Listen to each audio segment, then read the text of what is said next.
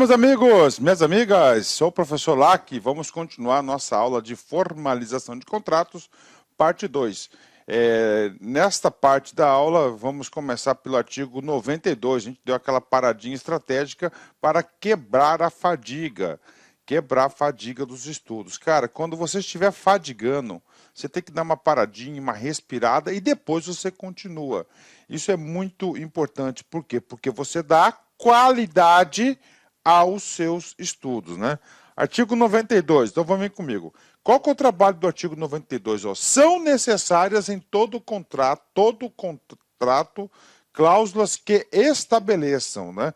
Ou seja, esse artigo 92, ele vai definir o quê? As cláusulas obrigatórias, olha aí, ó, obrigatórias. Ou seja, né, no mínimo, deverão ter as seguintes cláusulas. Isso aí é muito importante o aluno concurseiro saber. Primeiro, o objeto. O que é objeto? Né? Objeto é aquilo que vai ser contratado. O objeto do contrato é uma locação, é uma aquisição, é um serviço e os seus elementos característicos. Então, primeiro, o objeto e os seus elementos característicos. Segundo, vinculação ao edital de licitação e à proposta licitante vencedor, ou ao ato que tiver autorizado a contratação direta e a respectiva proposta, né? Então, o que acontece? Já expliquei para vocês. Você tem o contrato administrativo, né? Está aqui, tá? Então, o contrato. Esse contrato tem o quê? Uma origem. Origem. Primeiro, qual que é a origem? A licitação. Inclusive, lá na licitação, tá, você tem o que? A minuta desse contrato. Ele pode ser a licitação ou a contratação direta. A contratação direta dar-se-á ou pela inexigibilidade ou pela dispensa, né? Então tem que ter essa vinculação. Então o contrato administrativo não surge do nada, tá? Ele passa a ser um ato secundário, também importante para a validade, tá? Terceiro item, vamos lá. A legislação aplicável à execução do contrato, inclusive quanto aos casos omissos, né? Então ele tem que definir como que será executado o contrato, então a execução do contrato. O regime de execução, empreitada integral, semi-integrada, global, né? Ou a forma de fornecimento único, parcelado, o preço e as condições de pagamento, os critérios, a data base e a periodicidade do reajustamento de preços e os critérios de atualização monetária entre a data do inadimplemento das obrigações e o efetivo pagamento, né? Ou seja, as cláusulas aí, né? As cláusulas de pagamento, é um contrato, né? Realmente é um contrato, tem que ter todas essas cláusulas. E detalhe, o contrato faz o quê? Leis entre as partes, né? Os critérios e a periodicidade da medição, quando for o caso, e o prazo para liquidação para o pagamento. Professor, medição. Cara, medição é muito utilizada em obras, né? Então, a obra é definida por etapas, né? Finalizou cada etapa, realizar-se-á a medição e, consequentemente, o pagamento e as datas do pagamento, né? Vamos lá, o 7. Os prazos de início das etapas de execução, ou seja, o cronograma, conclusão, entrega, observação e recebimento definitivo quando for o caso. Item 8. O crédito pelo qual ocorrerá a despesa, a indicação da classificação funcional programática e a categoria econômica, né? Olha aí, o que significa esse item número 8, né? Esse número 8 significa o quê? Significa parte orçamentária, né? Professor, classificação funcional, né? Função, saúde, educação, categoria econômica. Você tem duas categorias econômicas, né? Ou você tem uma despesa corrente, não é isso? Ou uma despesa de capital. Despesa corrente, o que é isso? Despesa corrente é aquela despesa de custeio. Despesa de capital é aquele investimento, por exemplo, né? Então você tem toda a indicação. Isso aqui é normal, sempre foi assim. Então tem que indicar a origem lá no contrato de onde virá o dinheiro para arcar com essa despesa. A matriz de risco, quando for o caso, a gente explicou isso, matriz de risco lá atrás, no artigo 6º, né? O prazo para a resposta ao pedido de repactuação de preços, quando for o caso. Inclusive, reajustamento, repactuação, nós vamos falar um pouco mais sobre isso, né? O que é repactuação? Quando você quer rever os preços, né? Ocorreu algo que há necessidade de você rever esses preços. O prazo para a resposta ao pedido de restabelecimento do equilíbrio econômico-financeiro, quando for o caso. Isso aqui é muito importante, né? Equilíbrio econômico-financeiro, né? O que aconteceu? Aconteceu um surto inflacionário, aconteceu algo. Então, o que acontece? Acontece que o contrato, ele deixou de ter o equilíbrio financeiro quando foi proposto lá atrás. E agora, professor, agora nós temos que rever isso. O que acontecia antes? Acontecia que o licitante ia lá e fazia o pedido de equilíbrio, de ajuste financeiro. Só que a administração pública demorava muito tempo. Agora não. Agora, esse pedido, atenção, né, tanto o pedido de repactuação quanto o pedido de reequilíbrio econômico-financeiro, o prazo de resposta deverá constar no contrato administrativo, né? Deverá constar no contrato administrativo. Isso aqui é muito importante, né? Dá mais estabilidade.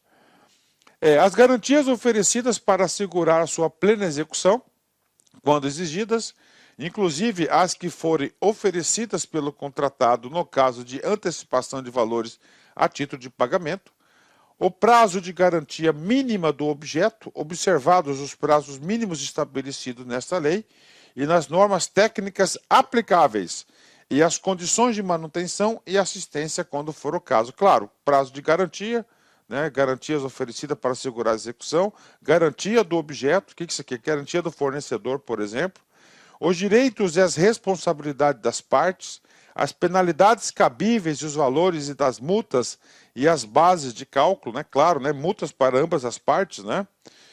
As condições de importação e a data e a taxa de câmbio para conversão, quando for o caso, né? Isso aqui é quando é uma compra internacional, né? Compra internacional. 16. A obrigação do contratado de manter durante toda a execução do contrato, em compatibilidade com as obrigações por eles assumidas, todas as condições exigidas para habilitação na licitação ou para qualificação na contratação direta, né? Professor, quais essas condições? Principalmente condições aqui, relações a condições fiscais, né? 17. A obrigação de o contratado cumprir as exigências de reserva de cargos previstos em lei, bem como em outras normas estabelecidas pela pessoa com deficiência, para reabilitado da Previdência Social e para o aprendiz, né? Então, o que acontece? Hoje nós temos uma legislação trabalhista no Brasil, né, que obriga o setor privado a reservar determinadas vagas. Em especial, pessoas com deficiência, menor aprendiz, e nós temos aí pessoas com reabilitação na Previdência Social. Então, também os contratados deverão aí garantir essas regras, né? Não é só pelo fato que ele tem um contrato com a administração pública que não vai cumprir essas regras, né? O modelo de gestão do contrato, observados os requisitos definidos em regulamento, e os casos de extinção. O que são os casos de extinção, né? Os casos de extinção é quando há o encerramento, o distrato do contrato, né? Então, são as hipóteses de extinção, né? Então, isso aí são as cláusulas do quê? As cláusulas obrigatórias dos contratos, esses 19 itens, né? Vamos embora, né? Parágrafo 1º. Os contratos celebrados pela administração pública com pessoas físicas ou jurídicas, inclusive as domiciliadas no exterior, deverão conter cláusula que declare competente o foro da sede da administração para dirimir qualquer questão contratual, ressalvadas as seguintes hipóteses, né?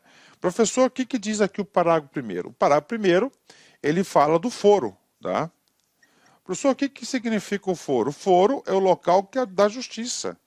Aí, ó, do local da justiça. Qual justiça que vai ser competente para ter? Contrato entre as duas partes, está ali.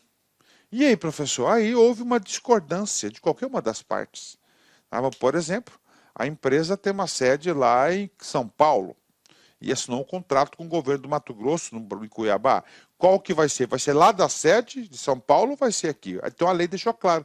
Então sempre, regra geral do foro, regra geral, ó, regra geral do foro, né? Sempre vai ser o quê? Vai ser a sede da administração. Sede da administração. Isso aqui é a regra geral, né? Professor, vamos lá. Qual que é o foro do município? Né? Qual que é o foro do município? Vai ser onde fica a sede do município, né? Sempre, né? Do município, tá lá, né? Vai estar lá sempre, é isso, né? O local do município, né? O município, beleza? Agora o seguinte, vamos lá, do estado. Né? O foro vai ser o quê? Vai ser o capital, né? Sempre o governo sempre está nas capitais, né? A sede da administração fica sempre na capital. Então essa é o local do foro. Professor, então regra geral, qual que é a regra geral? Sede da administração. Tem exceção? Tem exceção, né? E aí, consegue visualizar alguma exceção? Sim. Né? São os casos o quê? De licitações internacionais na qual a administração pública venha participar. Olha aí. Licitação internacional, são todas regras de exceção ao foro, né? Licitação internacional para a aquisição de bens e serviços cujo pagamento seja feito com produto de financiamento concedido por organismo financeiro internacional de que o Brasil faça parte ou por agência estrangeira de cooperação. Nós já vimos isso lá no começo. O que acontece? É até alguma das regras de exceção de aplicação da licitação. O Brasil faz parte aí do Banco Mundial, por exemplo, né? Da ONU. E aí a ONU definiu que o FMI, Fundo Monetário Internacional, vai financiar alguns empreendimentos. E o que acontece? Nesses empreendimentos, lá, né, como o Brasil vai fazer parte, nessa adesão do Brasil tem as regras específicas de contratação. Se lá colocar, não, o foro vai ser a sede das Nações Unidas em Nova York. Pronto. Tirou essa regra, né? 2, contratação com empresa estrangeira para a compra de equipamentos fabricados e entregues no exterior, precedida de autorização do chefe do Poder Executivo. Olha, ó, então licitação internacional, não é isso? De equipamentos fabricados e entregues no exterior, não no Brasil. Se for no Brasil, segue o caput, né? Vamos lá. Aquisição de bens e serviços realizados por unidades administrativas com sede no exterior. Claro, né? Então, são os 3 casos de exceção de foro, né? Por exemplo, embaixada brasileira nos Estados Unidos comprou lá insumos, fez um contrato administrativo com fornecedor local, com licitação, tudo bonitinho. E aí, o foro vai ser no Brasil? Claro que não, o foro vai ter que ser lá, senão vai ter inviabilizado qualquer tipo de litígio, né? Então, são os 3 casos, apenas os 3 casos, aonde o foro do contrato não será, né? O foro é o local da justiça, né? Qual justiça que vai julgar qualquer litígio entre as partes, né? Parágrafo 2º, vem comigo, né? De acordo com as peculiaridades de seu objeto e de seu regime de execução, o contrato conterá cláusula de que preveja período antecedente à expedição da ordem de serviço para verificação de pendências, liberação das áreas ou adoção de outras providências cabíveis para a regularidade do início de sua execução, né? Então, o que acontece aqui? Que aqui é um prazo extra que tem um contratado, é um prazo extra de início. Então, o cara fez a licitação, ele venceu a licitação, aí vai ser feito o contrato administrativo, fez o contrato administrativo, aí ele tem que iniciar a execução. Tá? Tem que iniciar a execução. O que acontece? A lei de licitações e contratos sabiamente falou, cara, eu vou te dar um prazo adicional para que você regularize a sua situação, tá certo? Para você começar a execução, né? Por exemplo, né? Temos aqui, ó, áreas ou adoção de outras, ó, liberação de áreas, né? O cara vai construir uma obra, né? Então ele tem que se instalar primeiro, tem que dar um prazo para o cara começar a fazer o serviço. Então isso aqui é um prazo adicional. Parágrafo 3º, né? Parágrafo 3º, parágrafo 4º é muito importante, né? O que acontece, gente, né? Aqui é um contrato administrativo. Pensa comigo, vamos lá. Juízo de valor. Tente formar sempre juízo de valor que você vai bem nas provas. Parte A, administração pública. B, o particular, que pode ser uma pessoa física ou uma pessoa jurídica. Está aqui, faz um contrato entre as partes. Cara, nesse contrato dessas partes, nenhuma das partes é para ter o quê? Tirar vantagem sobre um ou outro. A administração pública não pode enriquecer na custa dos outros, tem que ter um equilíbrio entre as partes, é uma relação profissional. Olha, estou precisando de tal coisa, você entrega, eu te pago, ponto final. Ou de um serviço, de uma obra, de uma compra, qualquer coisa. Então você tem que manter o equilíbrio, tá certo? Então o que acontece? Tempos atrás, não agora, né? Agora talvez em algum caso aqui, outro caso acolá, mas o seguinte que acontece, eu não vou contratar com a administração pública porque ela demora muito tempo reajustar. A nova lei de licitação veio resolver isso. O que a nova lei criou aqui, ó? Independente do prazo de duração, independentemente do prazo de duração, o contrato deverá conter cláusula que estabeleça o índice de reajustamento de preço, com data base vinculada à base do orçamento estimado e poderá ser restabelecido mais de um índice específico ou setorial em conformidade com a realidade do mercado dos respectivos insumos, né? Vou dar uma paradinha para beber uma água. Ave Maria, deu um pigarro aqui na minha garganta aqui, nossa senhora, né?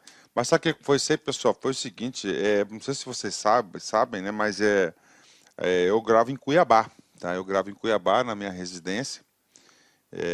Nossa sede fica em Cuiabá. E Cuiabá foi acomedida aí por um frio. Foi um frio aí de uma semana aí. Foi gostoso o friozinho. Normalmente aqui não tem frio, né? Normalmente aqui sempre é um calor, né?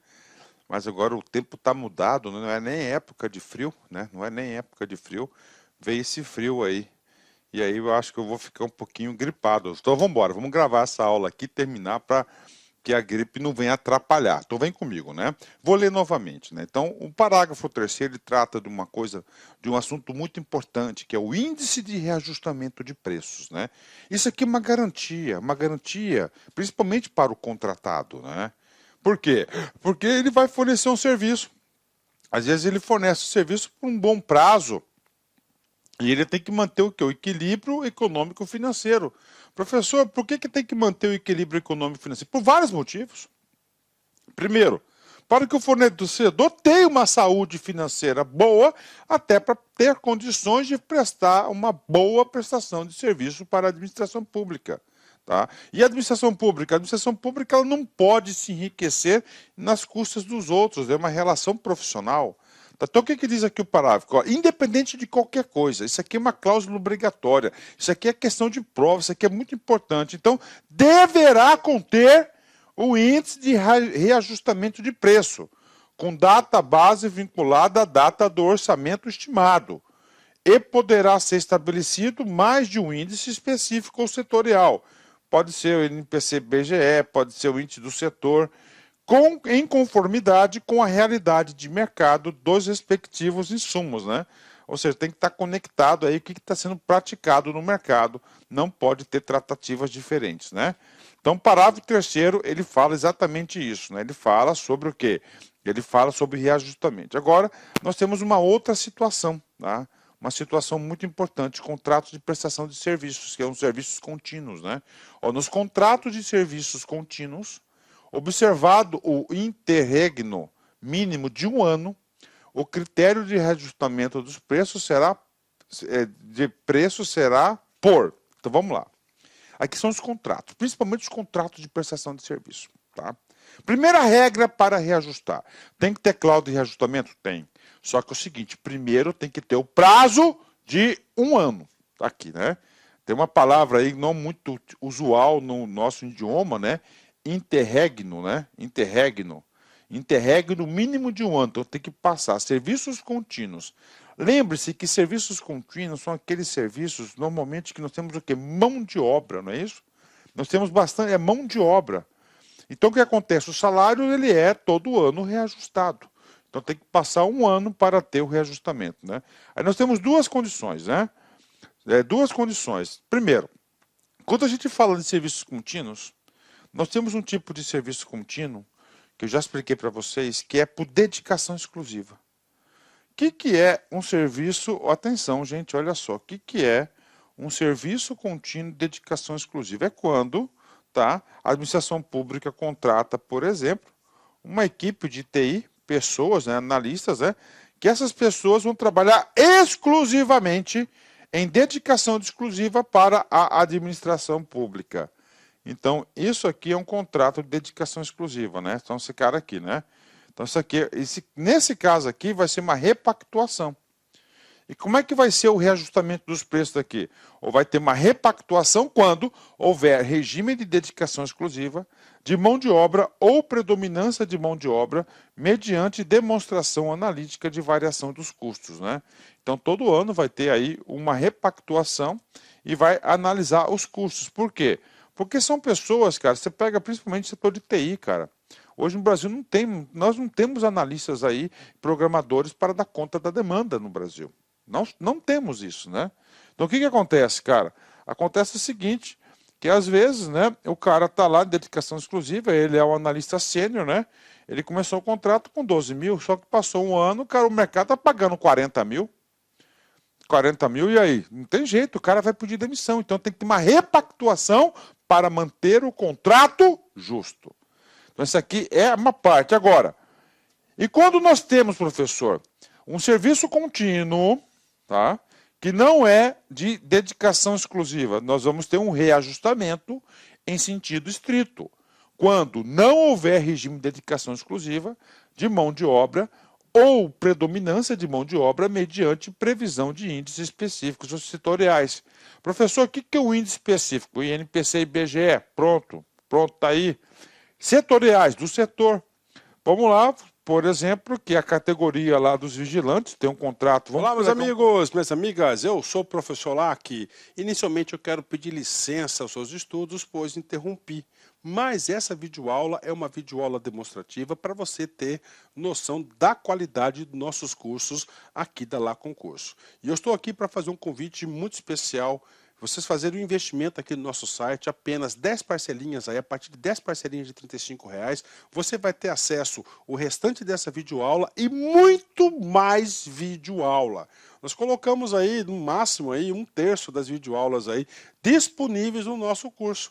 Videoaulas atualizadas, videoaulas aí completas, videoaulas aí com bastante interação professor, claro, e muito conteúdo. Gente, nós aqui da Lá Concursos, nós estamos fazendo algo especial, uma preparação especial para o Instituto Federal de Mato Grosso.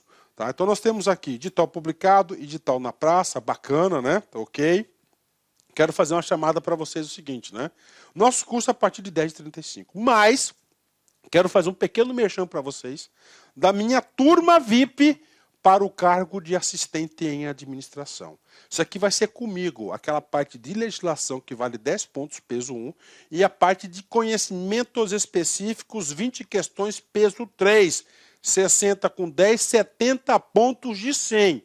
Então, essas aulas do conhecimento de legislação e conhecimento específico vai ser comigo, aula presencial. Ah, professor, eu sou do interior, fique tranquilo que essa aula vai ser transmitida ao vivo para você e você vai poder interagir. Nós vamos ter um grupo de WhatsApp para a gente vai estar conversando, né? E o online, uma complementação de alguma videoaula e mais língua portuguesa aí, tá? Língua portuguesa e também a parte de geografia que está previsto previsto no edital. Cara, esse aqui é um método que vai acelerar seus estudos, ele é 100% focado. Eu fiz isso no concurso aqui da Limpurb, tá? Da Limpurb, cara, nós estamos tendo resultados extraordinários, os alunos estão adorando, eles estão percebendo o que é realmente estudar para concurso.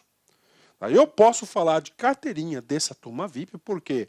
Porque somente esse ano, em 2022, eu já fui aprovado em 7 concursos públicos com esse perfil administrativo. Ou seja, eu tenho pleno domínio. Este curso está previsto aí o lançamento para o dia 6/9, tá certo? Estou abrindo aqui, tá, reserva de matrícula para vocês, caso vocês desejam aí. É só mandar um WhatsApp pessoal para mim, ó, 65 39, ok? 62 11 42. Que eu já vou colocar no grupo da turma VIP. Vou colocar no grupo da turma VIP para a galera aí estar sendo aprovado no concurso, ok? Feito o merchan, professor, quais os cursos que o senhor tem aí para o Instituto Federal de Mato Grosso? Nós temos aí, né? Além da turma VIP, temos o curso online de assistente de administração, 10h35, isso aqui é gravado em estúdio, técnico em contabilidade, 10h35, tecnólogo formação diária gestão pública, 10h35 e técnico em assuntos educacionais, 10h35 reais, ou seja, super barato aí em conta. Bacana, meus amigos? Então espero vocês aqui na Lá Concursos.